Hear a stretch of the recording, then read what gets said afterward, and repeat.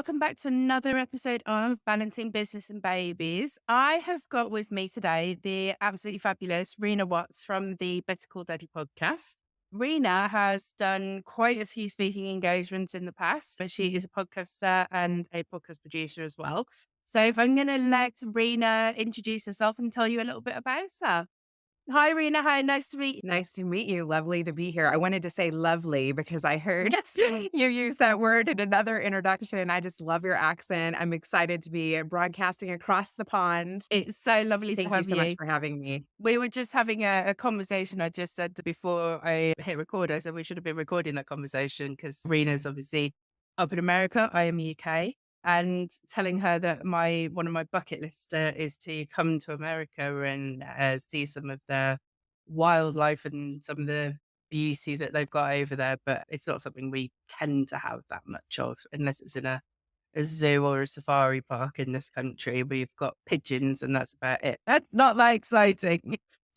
I want to see a mountain lion or a bear or something exciting. So, That's awesome. Yeah, I highly recommend getting over to the States. And what's interesting is I started my career in the reality TV show realm. My first job was Jerry Springer, and I went Jerry, from, it's got to be done. Sorry. yeah, hey, he was popular in your neck of the He woods. was. I was brought up on Jerry Springer, right? Yeah, some of them I wasn't allowed to watch. Some of them are a bit questionable when I was younger, but I was brought up with the Jerry Springer show. He was the original kind of, I suppose, controversial kind of talk show of host, really. And in the UK, we've gone on to have similar ones, but nowhere near as up there as Jerry.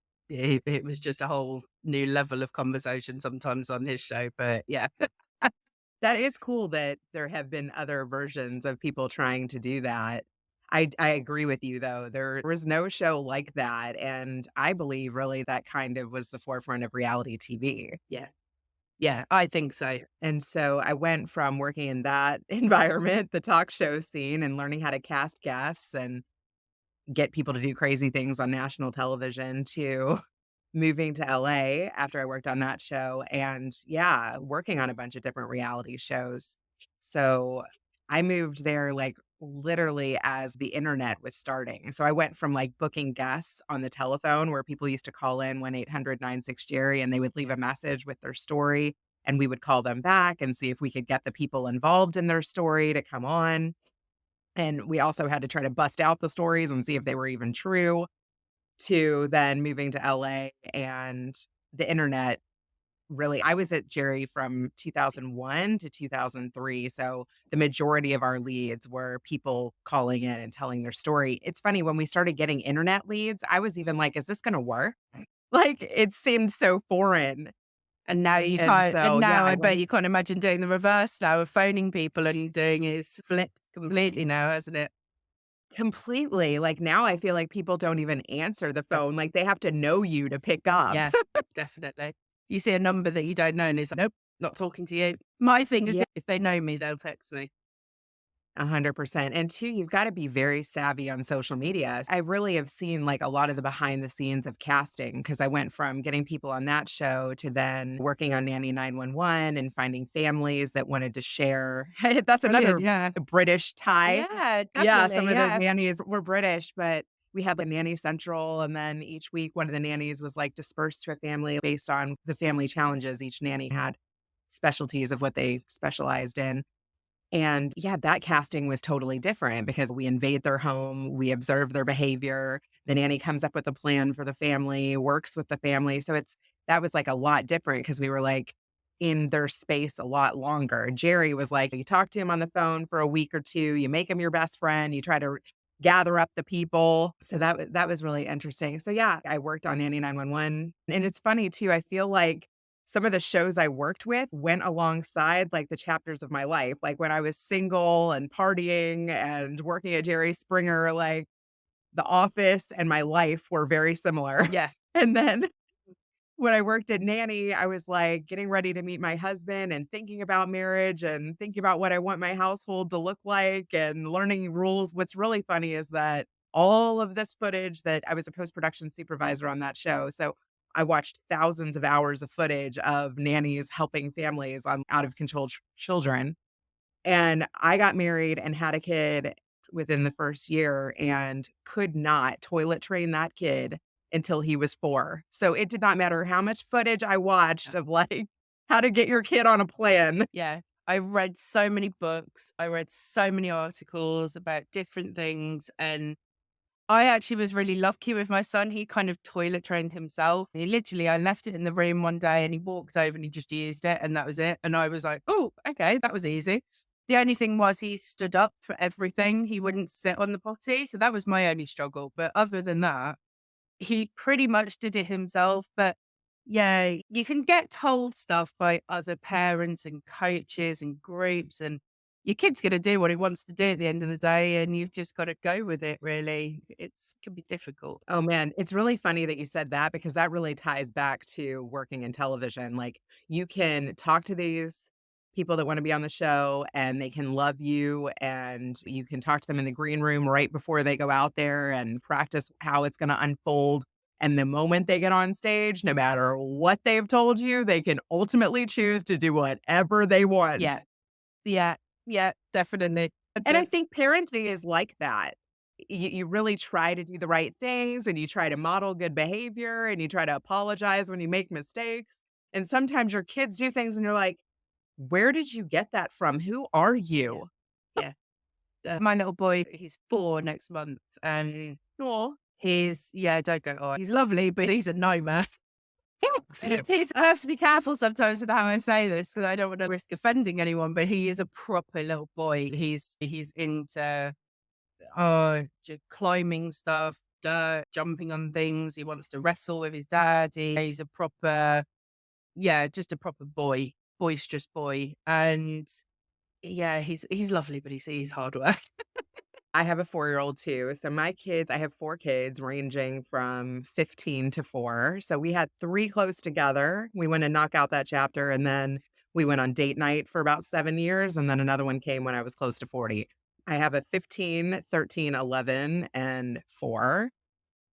And I've been married for 17 years and I've been mompreneuring alongside having kids pretty much most of the time, and it's been crazy, and it's funny that you mentioned your 4-year-old. So, my husband just celebrated his 50th birthday, and we went away for a weekend in beautiful Arizona. We went to this outdoor nature it's called a arboretum, I think is how you Okay, yeah, say it, yeah, and like a nature. yeah, and so yeah, it was beautiful, and then we decided to all watch a family movie together, and there were some parts where I told the 4-year-old, "There's some scenes you should turn around for." So we were sitting on this couch, and when he was turning around or putting the blanket over his head, sometimes he would climb on the back of the couch, and he did it one too many times and literally flipped over the couch and thank goodness he put his arms down first because it was literally like a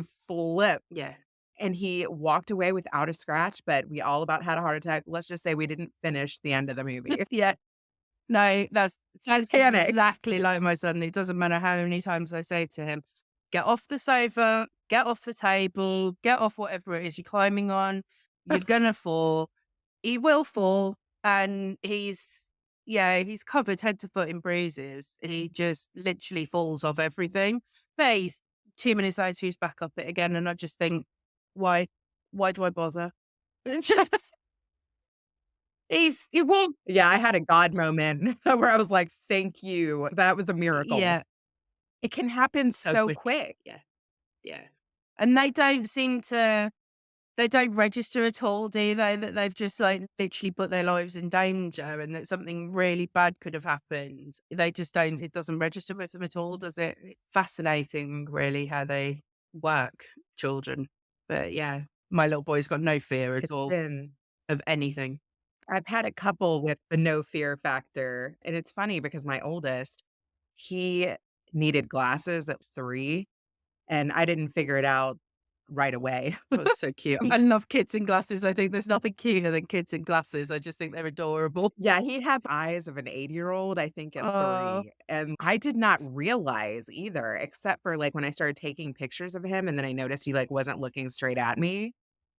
But what's crazy is this kid was fearless. He was scaling playgrounds, Yeah. running full steam ahead. He was one of my first walkers. This is the thing. These milestone things are Yeah. inaccurate. And every child is different. I know that's probably been said a zillion times, but yeah, I have 3 boys and 1 girl, and every one of their journeys has been completely different. As a parent, you like naturally compare. You're like, okay, this one walked at 12 months, this one walked at 13 months, but as a mom of 4 with this last one, he came 7 weeks early. He was a preemie.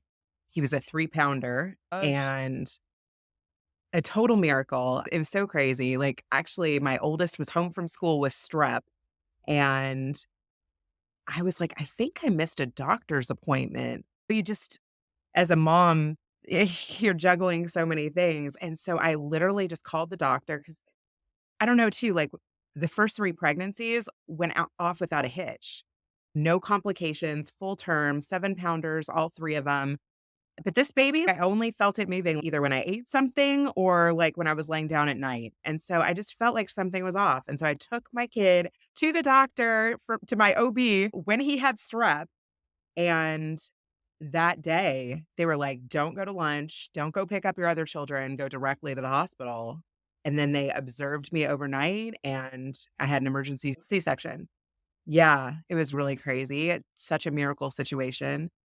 And yeah, so what I was gonna say about the 4th one is I feel like I haven't forced him to walk at a year or write his name by 4 or know the whole alphabet. I just feel like he's healthy. He's meeting milestones a little bit later, but still there's gotta be a curve on Yeah. that.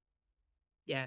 My son Jacob, he's very similar. He's some things he's very advanced in. Like you could, like I say, he's 4, nearly 4. He knows every single, no word of a lie, knows every single dinosaur there is, and he knows them Oh, yeah. all by their full names. If you pick up a dinosaur and you go, "What's that?" He'll go, "Oh, it's a mosasaurus. It's a pterodactyl." He knows all of them, but his speech has only just started to really come into sort of sentences and stuff like that. So he's been a little bit like delayed with his speech. He hasn't been diagnosed with anything yet because it's such a long process to get diagnosed with stuff over here. But they have put him on the referral sort of pathway for autism. They think he may have some indicators of being autistic.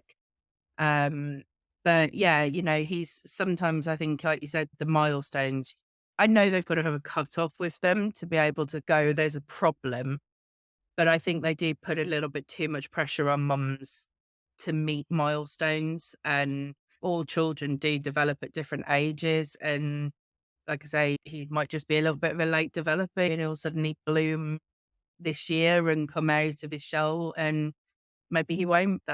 I think they do just put a lot of pressure on parents to meet these milestones. Your children should be walking at this age. They should be feeding themselves by this age. They should be doing this at that age. And yeah, I completely agree. And 2, it's if you talk to an occupational therapist, like, a lot of them are like, "Okay, is he playing with other kids nicely? Is he going to school and following instructions?" Like, at 4 years old, they don't have to be, like, reading No, books. exactly.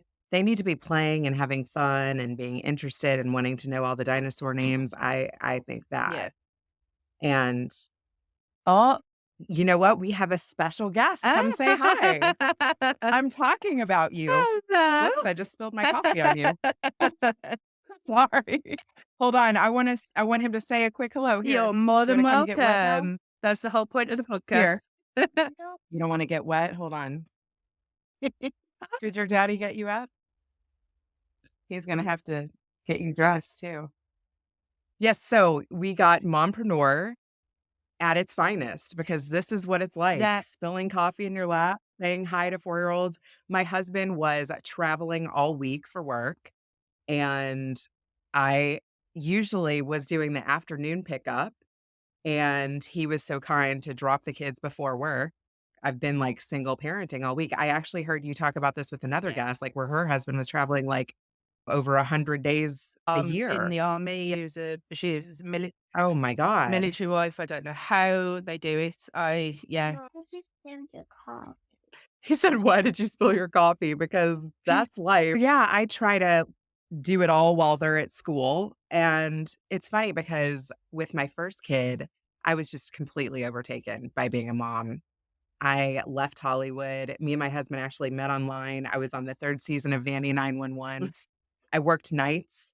The 1st season, I was working from 7 at night till 7 in the morning, and we met on, like, a dating site, and then he was a grad student, so that's how that worked. He was up late, I was up late, and he was, I think, a 5-hour drive, so he drove down to LA. He was in Northern California. We met on Venice Beach, and we got engaged 4 months later, and I left my Hollywood career and went up, and he finished his grad degree, and we got married 4 months later, and then I thought I had gotten Hollywood out of my system because I had worked on, like, a bunch of shows, and I was 26, and I was feeling the pressure of that next step of getting married and having kids, and I thought that was gonna be, like, fulfilling, and some people, like, dream of a wedding. I wasn't that person. No, I never. dreamed of a career. I think I wanted children, but I felt pressured to have children from my family Mm.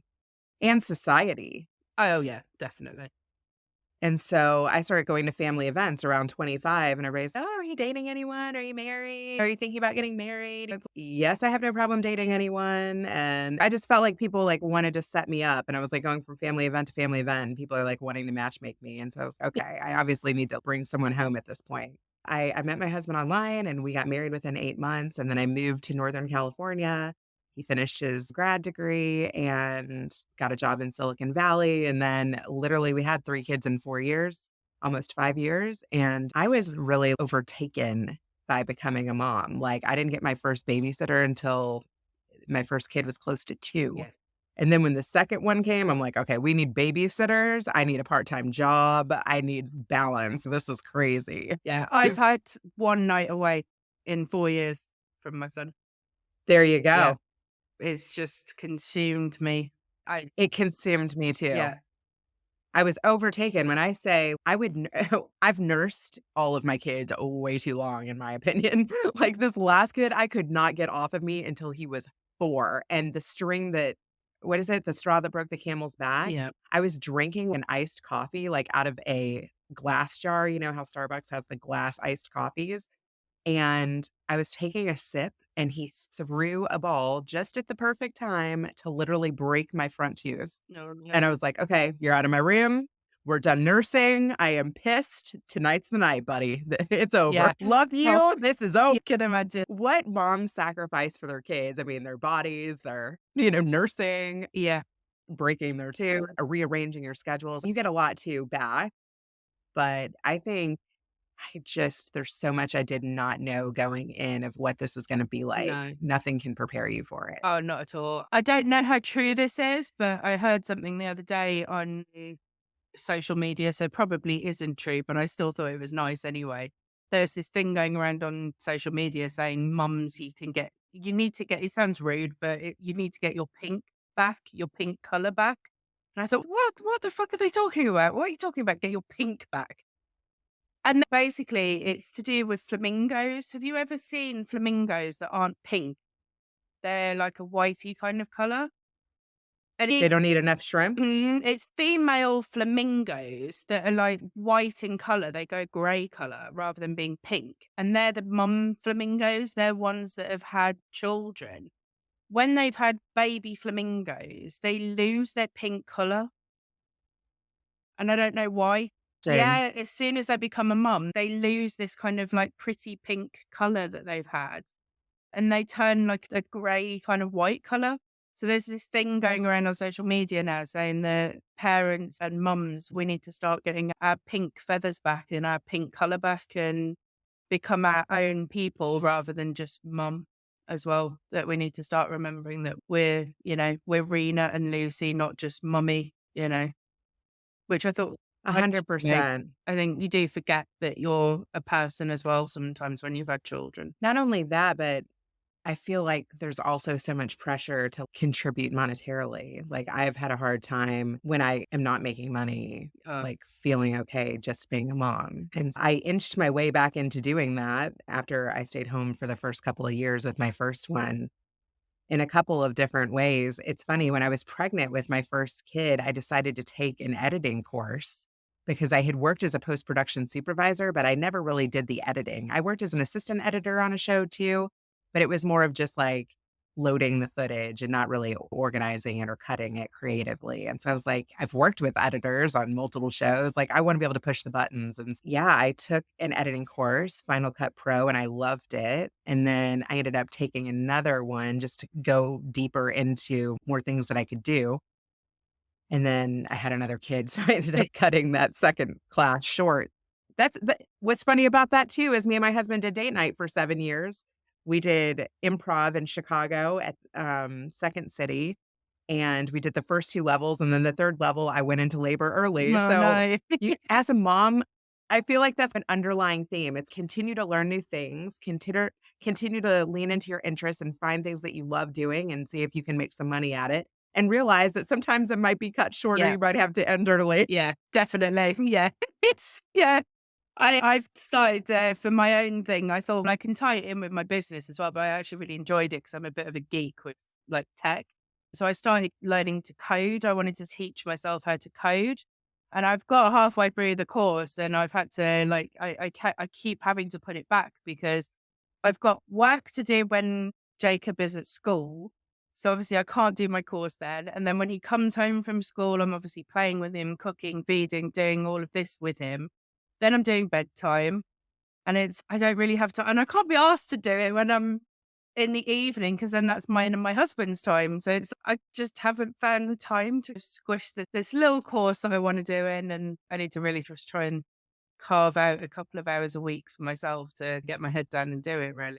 I think it's really difficult to find yourself something in between being a mum and a wife and everything else that we are. I love that you have times, like, that you specified that you're like, "I need the time with my husband, I need the time with my kids," because I am a little guilty of sometimes I'm like, "Okay, good to see you. Everybody hungry? Okay, you're fed. Watch a video. Mommy's still finishing up stuff." But I think that it is really good to designate, "Okay, I only have a couple hours with them before they go to bed. Let's not be on devices while we eat and, like, Yeah. while we do our homework." And it is I really think the key to a good relationship with your husband too is, like, trying to find ways in which you guys can connect. Like, me and my husband, when we lived in Chicago, we did a year of once a week going to a different restaurant. Sometimes if it was a good restaurant, we'd repeat it. And then after we did the year of restaurants, we joined a CrossFit where we had to do a year of exercise Oh no. because actually, I think we made that a couple of years because all of that food stacks up, but yeah, we did CrossFit together, then we hired, like, a trainer for date night, and we did that together for, I don't know, a couple of years, and then we took, like I said, improv comedy together for, I don't know, a year and a half or something like that, which was it's not like we were, looking to be professional comedians, but just That's just really doing something different, spending time together. Yeah, getting a babysitter where we can have adult conversation. yeah. Yeah.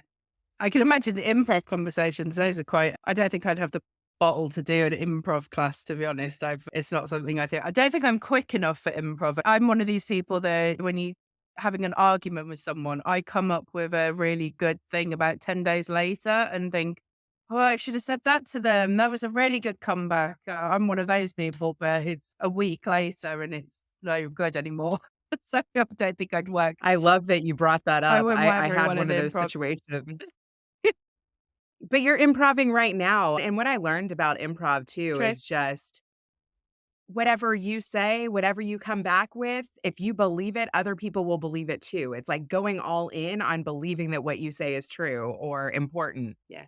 I think that's really cool. But yeah, you're improving right now with whatever I say. You're coming up with something that flows or synthesizes or ties it back into the theme of your show. So I think actually podcasters are great at improvising. But I also, like you, like I was at the gym with my son, 2 of my sons last night, and I put the other one in babysitting, and then my daughter's at a slumber party, and I'm like, "Great, one kid I don't have to pick up."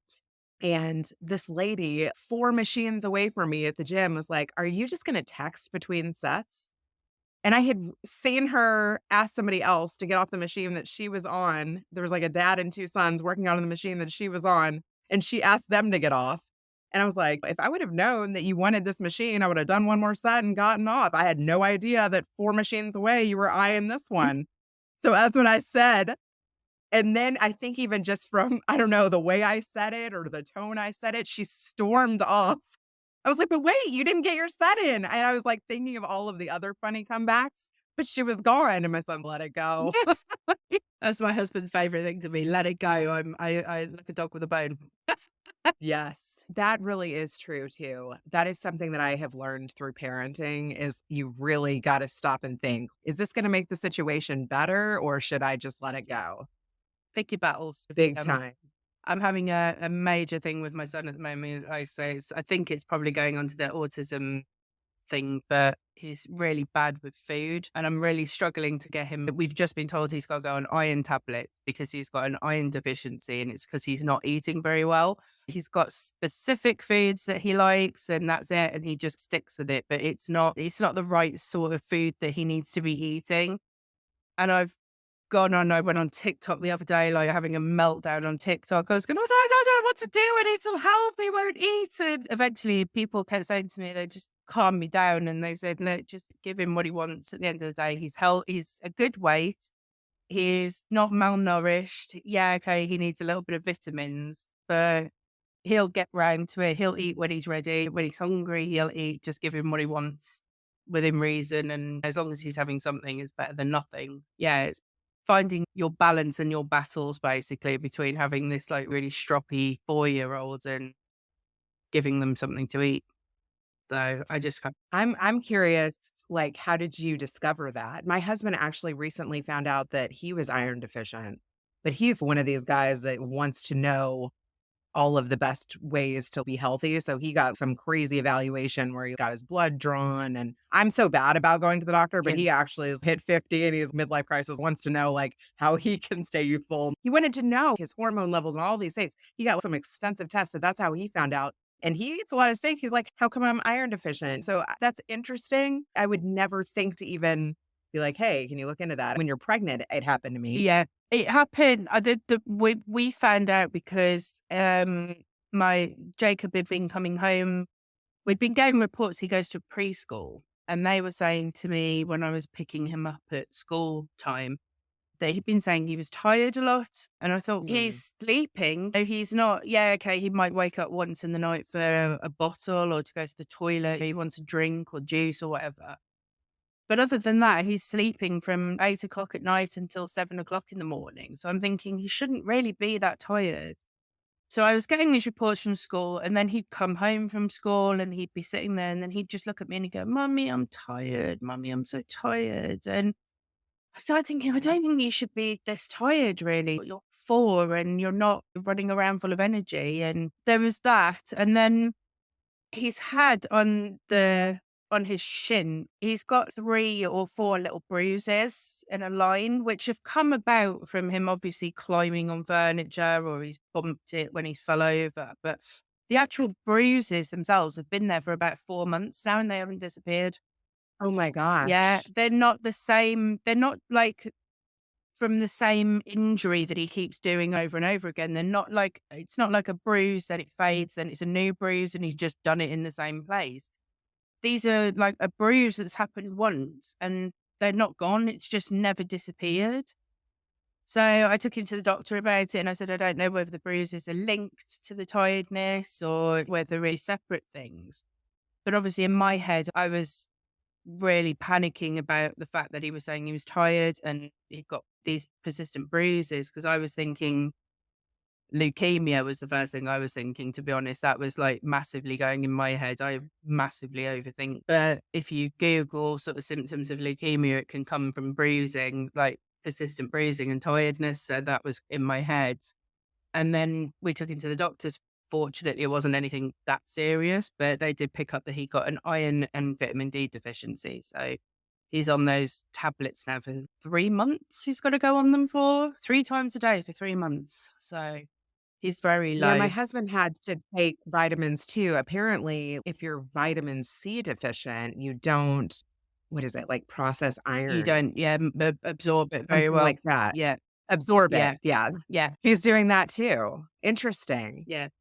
And then I'm thinking, I probably need to like have all my levels checked. I mean, what women go through it, even just hormonally. Yeah. Oh, you probably should get it checked. I don't know why they don't do them more routinely, to be honest, at doctors, especially for women that have had babies, because you can lose a lot of iron when you've had a baby. So if you aren't taking a supplement, and you can go over with your iron as well. So some people take supplements and then they find out that they're over their iron. They've actually got too much. I don't know why doctors and GPs don't do it more frequently, or MDs as they call them over there. I don't think they're called doctors and GPs, are You really have to ask for like preventative care. they? It's wild. We're going that way over here. Our NHS system isn't what it used to be anymore over here. It's not great. At least you can get It's seen in America. that's awful to hear. I'm sorry. I feel like ugh, I only go to the doctor like when I have a kid. Like I haven't been to the OB since I had my 4-year-old. I'm like, and you really are supposed to go once a year and then mammogram. I'm like, all these things that you're supposed to start doing. Yeah. I have noticed like hormonal changes. Like my hair, I feel like it falls out more. And the always tired thing, I'm like, that's just motherhood in general. So Yeah. it's hard to tell, are you deficient? Are you just not sleeping enough? Are you not sleeping enough and trying to work out? Are you not sleeping enough? Oh, and you, so there's a lot of things that can Yeah. make you tired and grumpy. Yeah. 100%. Yeah.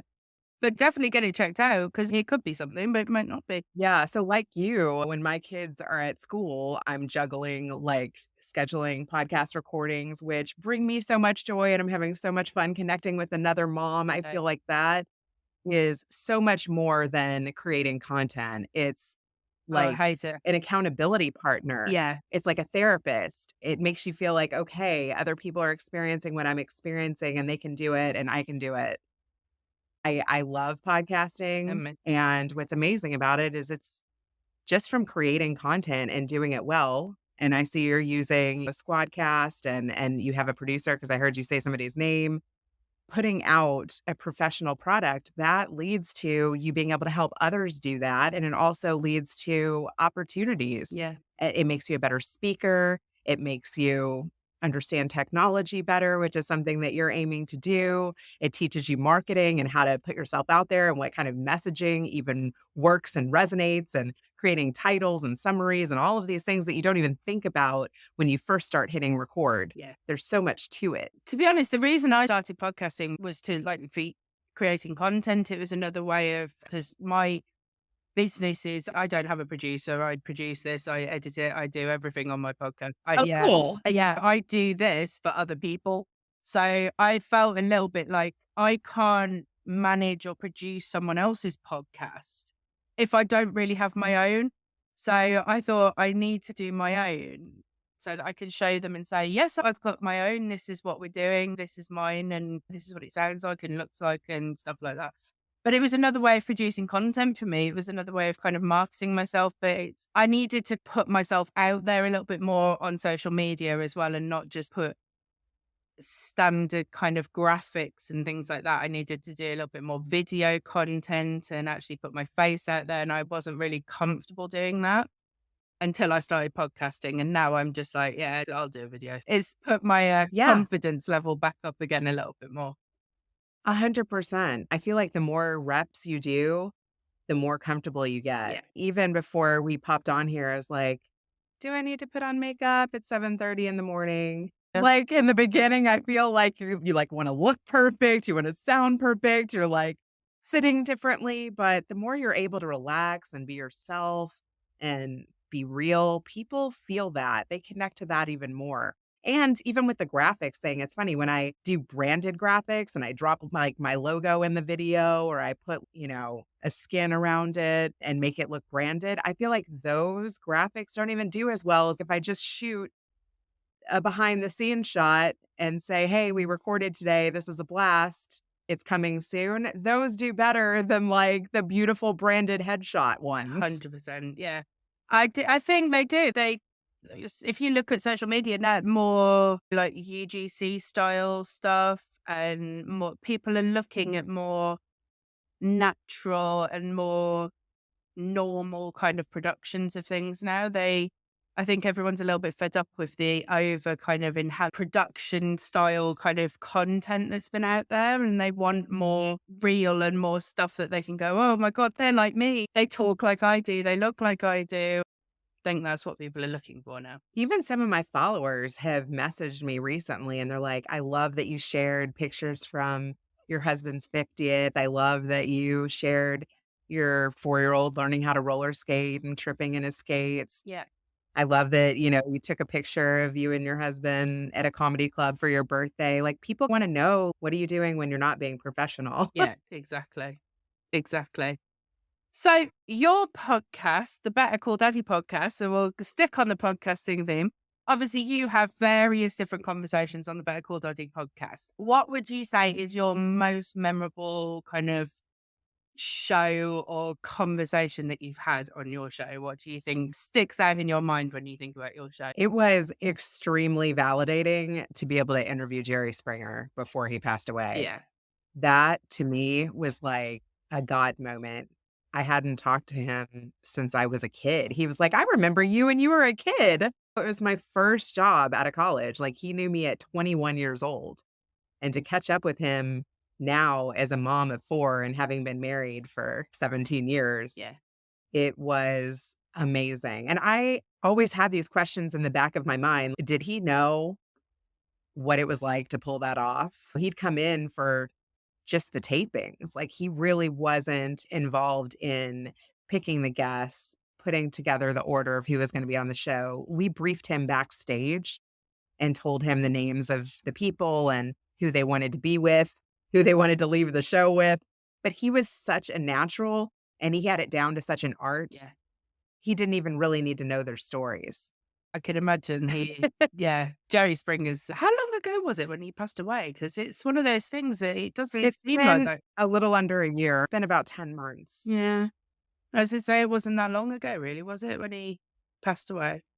It's a shame, but yeah. And I think it happened, like, really quick. He got diagnosed with pancreatic cancer, and it was like that silent killer. It just happened quick, and nobody really knew that it was gonna happen that quick, and Yeah. he had so much life left back in him. So, that was super meaningful. It felt like validation, it felt like closure in some way, it felt like a spiritual conversation.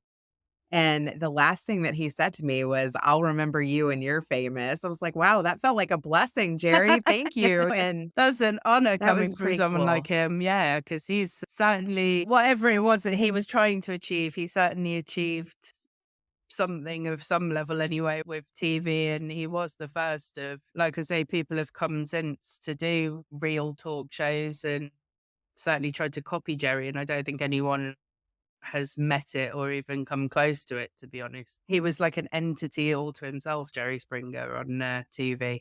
A total legend, and his name became like an adjective.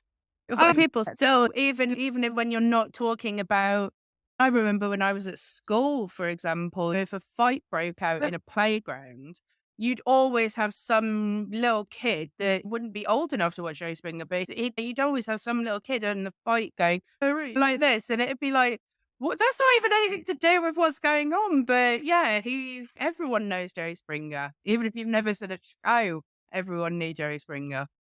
oh, So yeah. yeah, He's a chant. He's a chant. He will never be forgotten. yeah, definitely. And what do you think is, as a mum, and obviously being a podcaster and having this career that you've had over in Hollywood and all of this, what's your sort of secret to staying productive in your job and your podcasting at the moment? What do you think is your kind of key to balancing and finding balance for you? What works for you? Finding balance? Oh, man. If you've got any That's a balance, struggle. if you've got balance, I don't have any balance. Yeah, today my husband, like I said, was out of town, like, all week, and I told him, I think around 11 p.m. last night, "Hey, I have a recording in the morning. I need you to take the kids to school." There have been times where I have paid clients that want certain times, and I have had to bring my kids to school late because I need to do a recording with them.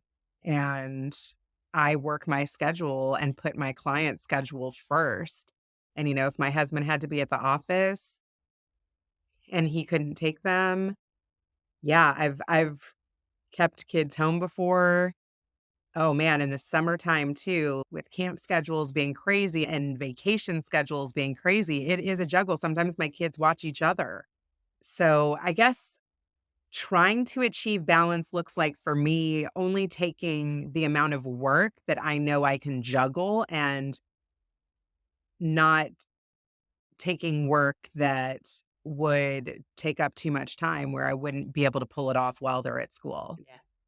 Yeah, that's what I try and do is to try and take the right amount that I can manage while they're at school so that I can have the weekends and not have to think about work. Although it does inevitably creep in because I've got bills to pay, as do most of us. And, as much as I want to try and put my job aside, it does creep in sometimes. It is difficult to switch off entirely from work. If I see a really important email, I'll say to myself, "Oh, I'm not going to reply to it until the following day," but I always do because I always end up doing it at 11 o'clock at night when I should be going to bed. Things we do.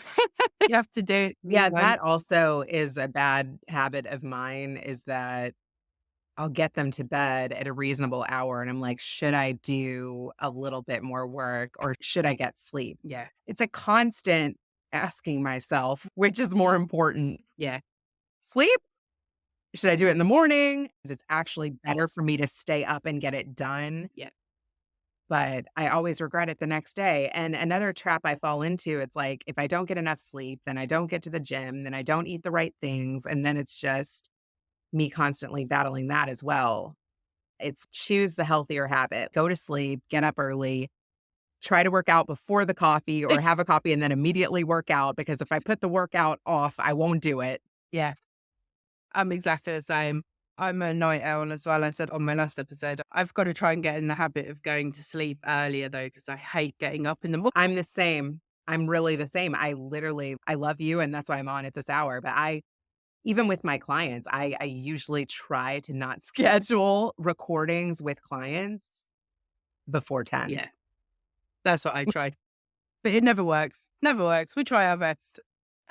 Yeah. It's been absolutely lovely to talk to you, Reena. I'm so glad to have you on the podcast. I could talk to you for hours, but it's just, yeah, I've got to go and pick my kids up from school in a minute. Do you want to give your social media details where people can contact you and let people know how to get in touch with you and come and listen to your podcast as well? Oh, thank you so much. That's lovely.